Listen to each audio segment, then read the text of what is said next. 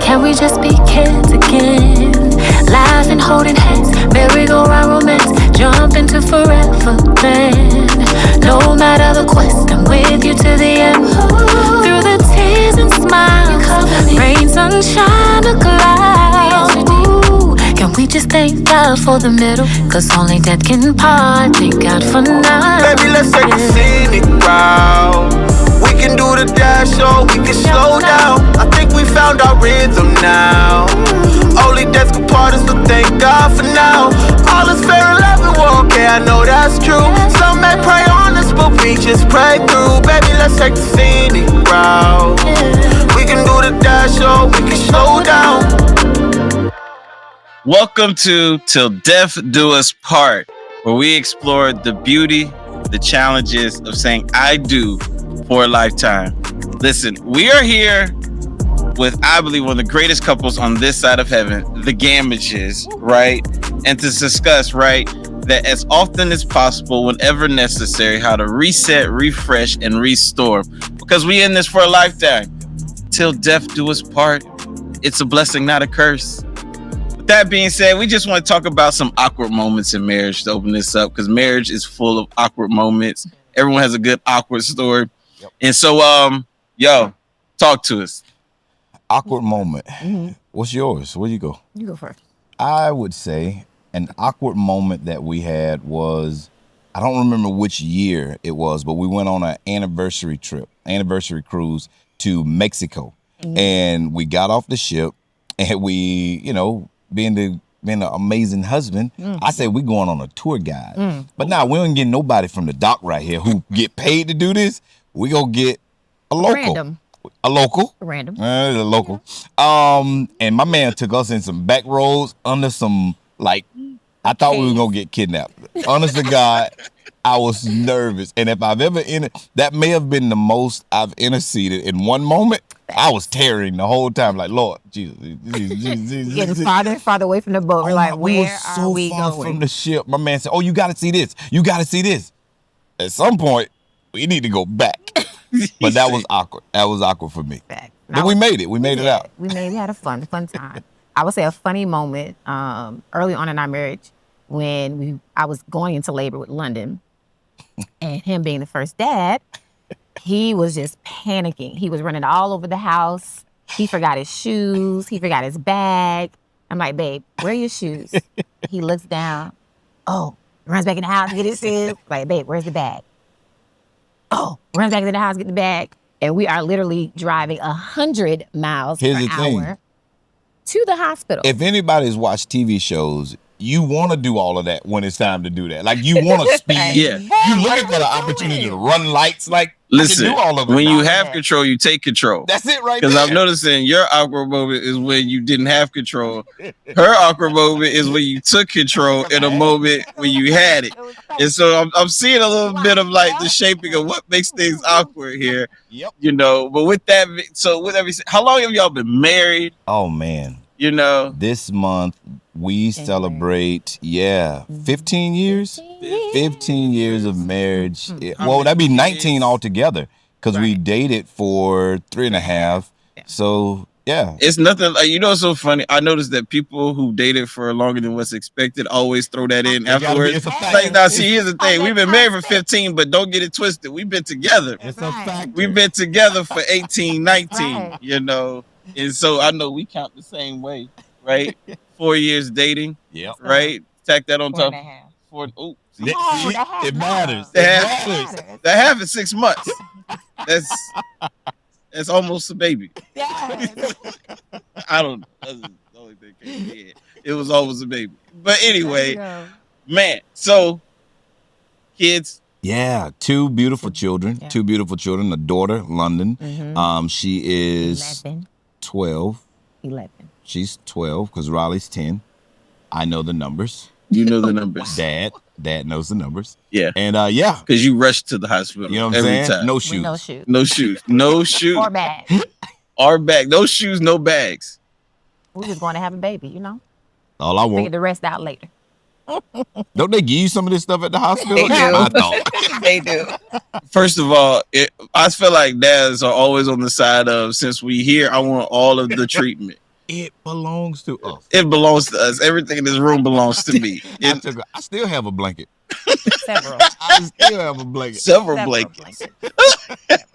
Yeah. But it has been fun. It's not like when you see the bill, you grab a few more stuff on the way out the door. Him. He was grabbing Pampers, milk. I was like, babe, Father to this stuff father. back. We're talking right now. But I feel like that's very reflective. That's very reflective of husbands in general.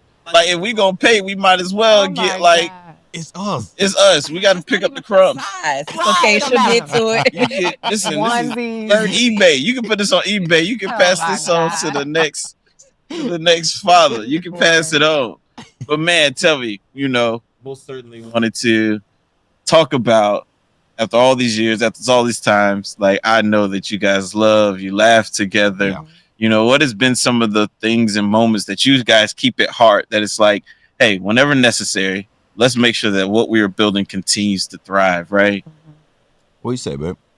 You gonna start with me first. Well, I mean, because I'd for like to hear you me, first. it's a blessing for us to be able to serve together. Like, through our dating, serving in the church was like heavily implemented into our dating. Right. And so in marriage, to see her in her servanthood, to see her doing the thing that God has called her to do in the house of God, like, that's sexy all in and of itself. Like, most couples, I think, that don't build their marriage around the elements of like their Christianity. Like, they get married and then they implement or do their best to add in all of these other treatments to make it be what it is. When God called me to the house, I was serving. Yeah. My wife was serving. I found her serving. And so we built on top of that in our marriage. So, I mean, And having fun too, like keeping the heck yeah. the comedy, the friendship. Oh yeah. Yeah. It's a marriage, but it is a friendship too. Yeah. And so making sure that we laugh with each other, that we have fun with each other. And then of course when you have children, that's a whole nother ball game. But making sure that we're always taking time out for one another, seeing each other, number one. Yep. But laughing, because I think sometimes you get in a marriage and it becomes so serious and it's like we're focused on whether it's goals or life, but it's like, no, we need to stop, we need to laugh, we need to play. Like, we have a good time. We be running around the house. We wrestle. Not to All right. Huh? I was going somewhere, but then you go where said you were going. I wanna Go go where you were going. Don't go there. It's okay. we'll hold that to later. I love it. Because I think you said something that I think is very big. Like, and I see this a lot, that a lot of people want to marry a Christian, but they don't want to adopt a Christian lifestyle in marriage. 100%. Right? That what I'm hearing you say is like, you not only wanted to marry a Christian, which most people, they want to marry a Christian Correct. because they understand that comes with values. Correct. But then as soon as they get married, they no longer want to live a Christian lifestyle. Yep. And what I hear you saying is like, no, servanthood, that's a part of that lifestyle. Yep. When they talk about just the unity that you share and laughing moments, crying moments, that's a part of the lifestyle. So tell me, like, how have you guys, like, first of all, have you seen that, right? And second of all, like, what would you say, or how would you speak to what y'all have done to be able to make sure that you just didn't marry a person, but you realized this person you married had a lifestyle, a way in which needed to continue to be supported?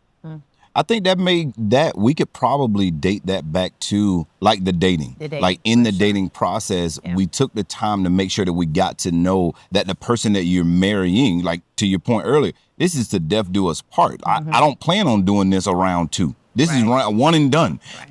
So because of that, taking the extra time just to build and understand that the person that you're connecting with is the one that is going to ride till the wheels fall off this thing. And so, I want to say we could probably date that back to dating. Yeah, and I would say too,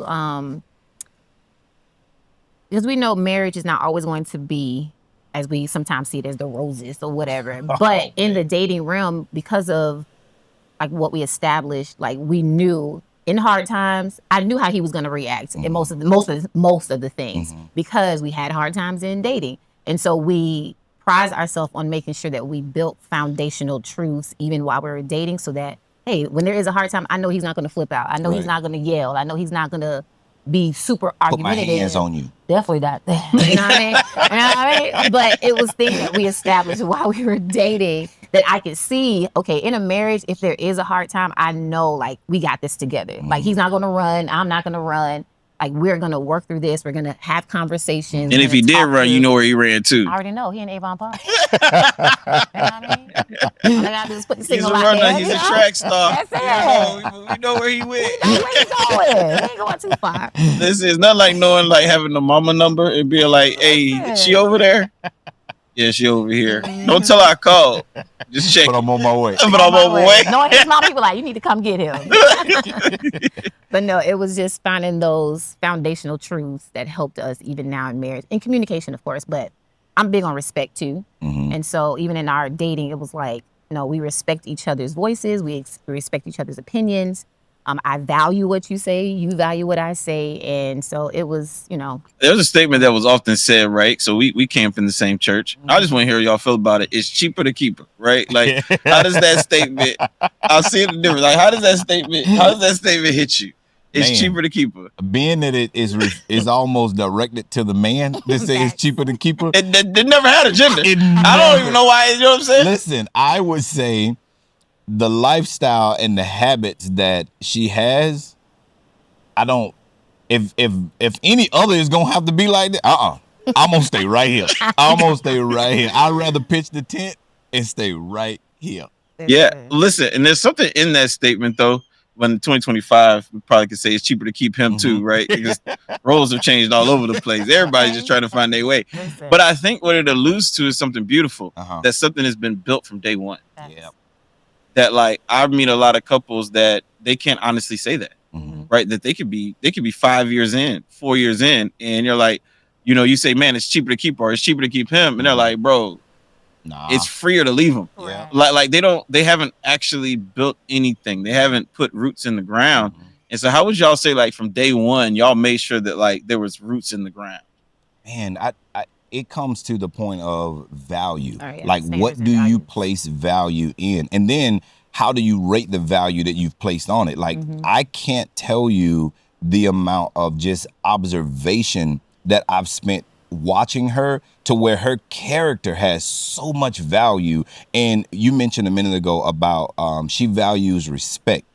I value tones. And so as much as what I say is respectful and how she says something to me is respectful, and she's learned over time that what I say to him in respect is better. If I want him to understand what I'm saying, it's best for me to communicate that in a tone that he's going to receive it. So in doing that, I value that. Like her being adaptable to me, because knowing we ain't about to go in we ain't raising voices and yelling and all that. Like that's not going to be a thing. That we set even in dating. Like, correct. We gonna talk. Everybody's level's gonna be here. We're not gonna argue. We're not gonna yell. Because the moment you raise your voice, I'm out. Like we do that. True. So. And what I wanted to say in that though is, there'll be things like she used to have this phrase when she would say something to me. She'll say it like, well, I told you such and such, or I'm trying to teach you such and such. And I'm like, well, one, you don't tell me what to do. You ain't my mama. Like, you can't teach me. Like, what we adults, what is happening here? And so over time, when she would say, I'm trying to tell you, then she know, okay, he quiet. He gonna pull back. He ain't giving no. Listen, and I love the beauty of what you're saying, right? Like, and you can tell me if I'm wrong, but one of the things that I think that people don't really realize is people always talk about how much a woman may change for a man, but I don't think people realize how much a man is willing to change when he's found the right woman. Facts, bro. Right? Like men will evolve. Yep. And what I'm hearing you say is like, no, a part of that early wait was how much you realize you evolved for a very. And I think those same things with Rashida, like how much I evolved with Rashida to where it's like, I'm not willing to throw away how much I've changed for us to work. Right. You know, like I've literally have changed the different way I see things and do things. And I'm trying to say that's not a problem, because I hear a lot of people nowadays, they see it as a problem. True. It's like they're looking for this person they meet day one to fit in every single gap that they may want to have filled or desire to have filled. But truth of the matter is that happens in the dating process. Yeah. That you learn how to fold into those gaps. Yep. I mean, you know, and that's what it's there for. Mhm. To where it's like, man, if we don't fill gaps well, right? But Yep. I see people now, they go on the first date and they be like, man, we just wasn't cohesive. We didn't have nothing to talk about. I was like, what should you have to talk about?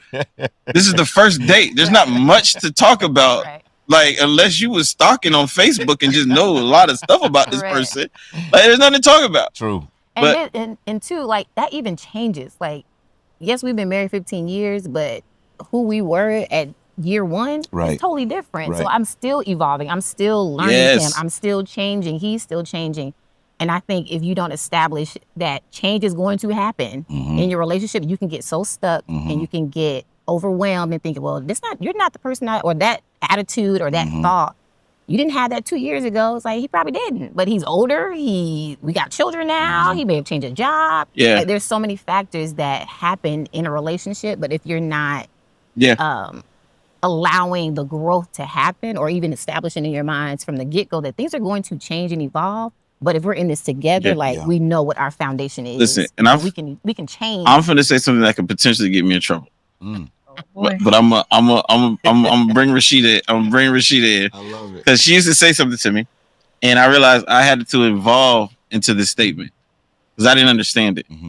But she used to say to me, she'd be like, "Don't treat me like no child." Mm. And I think I heard the facts over there. I think this is something that a lot of men may hear, right? And I realized that, you know, for myself, there was a lot of things I thought was like leading that actually was like Forcing. like this. This is not leading. This is borderline manipulation, Brian. Like, and so I had to like unpack the statement. Like, but my point is like I had to evolve into the statement. Yes, sir. She said it, and I was like, "Oh snap! What does this mean?" So when you were saying that, like, don't treat me like a child. Like, what was going through your mind? I guess because, you know, I grew up with a father in the home, and I know how me and my dad's relationship was, and it was very, you know, like a father, do what I say, very respectful, and I think that's what triggered it. I kind of knew that I had one dad that was still in my life, and I could deal with that as an adult versus my husband. I didn't know I sounded like that though. It's like, don't treat me like a child. I mean, that's my interpretation. You know what I'm saying? I was like, wait, what? You know, that's how I heard it. I ain't say that's how it was said. I'm just saying that's how I heard it. You know? Especially women, like, especially if we have fathers, it's just a different relationship. Like, I have a relationship with my dad that's like, you know, fatherly. Like, do this. I'm gonna use I the want word you to do very, this. very present. Very present and still active. Right. She has a very present and active father in her life, Yes. which is a good thing. Right. No, absolutely. But I guess that was a triggers for me, just like you said, a trigger for you, maybe with hollering and stuff like that. So, yeah. I love it. Now, and I say that because for me, like, I'm not a loud person. He is not. And so oftentimes, like, I equated like talk to me like a child to tone, to texture. And I'm like, I'm not using none of these tones, Right. none of these textures. You talk to a child with absolutes. I'm approaching you with options. You know what I'm saying? Like children. Well, I grew up and my mom was hollering, so it was children like don't get options, right? And so here I am. I'm like going through the technical components of my communication. I'm like, no, I have not entered into treating you like a child yet. I can transition. And I can transition if you want to transition. But speaking of transitions, man, this is our first half. Yeah. Man, I think it's been good. Like, let's just take a moment, enjoy the view, enjoy the place, and we'll come back.